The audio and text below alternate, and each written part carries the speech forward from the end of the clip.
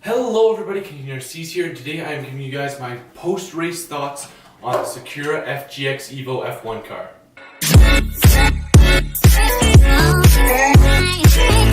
Alright guys, before this video begins, I just wanted to let you guys know that my website is now live at CanadianRCs.com, so if you guys want to go check that out, there's great products from Genzace, Express, and more.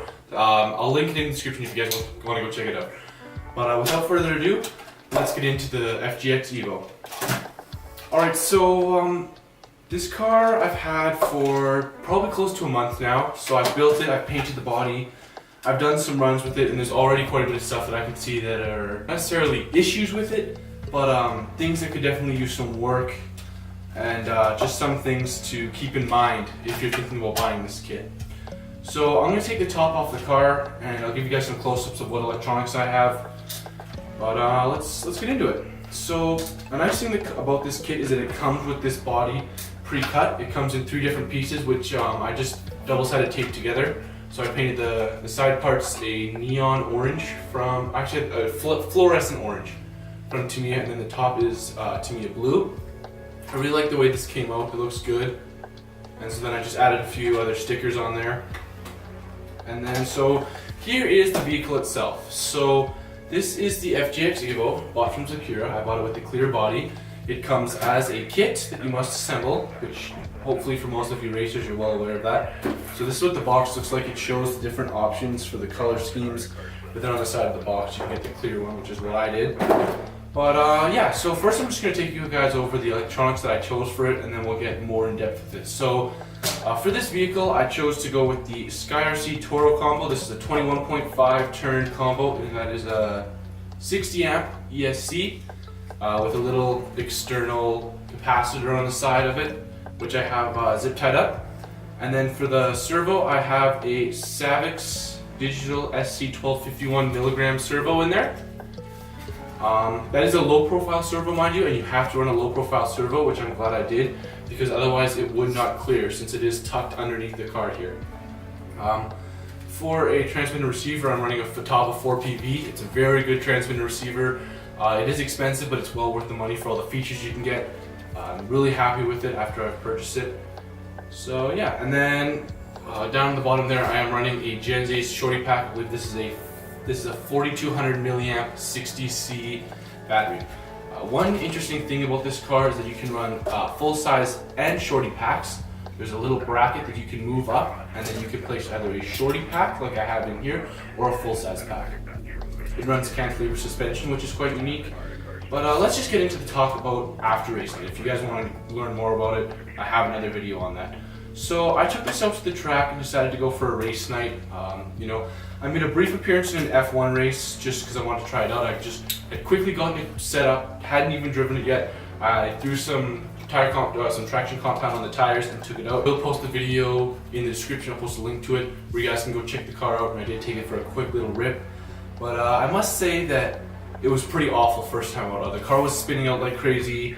The corners it couldn't handle, any sort of brakes it was throwing out, and the biggest thing out of all of it that the problem was is that it was way too slow. The manual calls for a 15-tooth pinion gear, and I'm just going to tell you guys right now that is completely wrong. Depending on the motor you're running, it might be a different case, but this is a 21.5 turn motor, which is a fairly standard stock spec motor for this class, and this car was brutally slow. Like, it wasn't even funny. Like, it doesn't matter how skilled of a driver you are, you will not be able to compete with the 15 tooth. So I went to a few practice nights, geared it up. I eventually got up to a 31 tooth pinion gear, and still it was a lot slower than most F1 cars. It was better, but it wasn't that much better. It still wouldn't be competitive enough to keep up with your high-end vehicles from Team Associated and X-Ray. So I've pretty much stopped working on it since then because I assume it was probably the combo. So I think that it's the combo to blame because this is a very cheap system. This is the Toro system. I think it was $60 US for the complete combo. Definitely a big mistake on me for cheaping out on the system. So I do have plans to swap it out. I have an R1 Works 21.5 turn motor that I'm getting prepped up for this vehicle, and then I will be switching to a Hobbywing Just Stock ESC. And so I will be doing some more runs, more practice with that, because hopefully a better motor and a better ESC will help, because the system I have in here right now you cannot adjust the timing on the motor, and you cannot actually set the ESC in blinking mode, meaning that technically this system is not even legal to race. The next thing that I found a problem with was the tires. These tires have a very weird offset and are a much smaller hex size. So most F1 cars, I believe, run a 14mm hex, and this thing runs a 12mm hex, which is the same as touring cars, meaning that other F1 tires cannot fit on this car. Another thing is, most F1 tires, the hex is almost flush with the back of the rim, meaning that the tire mounts really close and then your hex screw goes very deep. While with these tires, your offset is almost, it's weird, it's like a touring car in the sense that the hex is very far deep into it, meaning that most tires that you'd want to put with an F1 car, you couldn't put on here. Not only is the hex wrong, but if you were to get some sort of adapter, the wheels would be way too wide in the back and it would just be absurd. Weight-wise, this car is definitely a lot heavier than your average F1 car. It's about 200 grams heavier, which is basically the equivalent of a shorty pack. Meaning that in order for this car to even be race legal, to fit the weight spec, I would have to not run it without a battery. I would have to find a way to save 200 grams of weight on this car, which just isn't possible. Overall, I don't really know what to say so far. It definitely is a little early to speculate because I haven't done too much work in trying to get this car set up.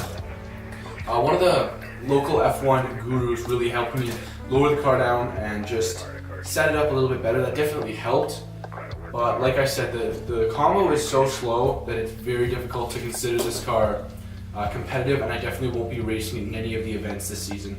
Not until I put some more work into changing that system and going from there. Lastly, the suspension. The rear suspension so far feels pretty good. You know, it's soft enough, it's nice that you can tune that. But at the front, since they're just friction dampeners, you know, you can put a bit of oil inside there or some lube, but that's not going to change too much. I do believe these springs definitely feel a little too stiff. It would be nice if I could get some softer ones, but Sakura has not released, or I guess it's 3Racing, has not released any softer springs for the front. So at the moment I'm kind of stuck with them. But overall, the car doesn't seem too bad right now. I did break one part. It was the bottom steering rack mount here where your bottom arms mount to. So I came off the corner too hot and I hit that. And it did not break the arms, but it did break that bottom piece, which did take quite a bit of fixing to do. But the part was in stock on RC Mart, so I purchased the part. I've replaced it since then.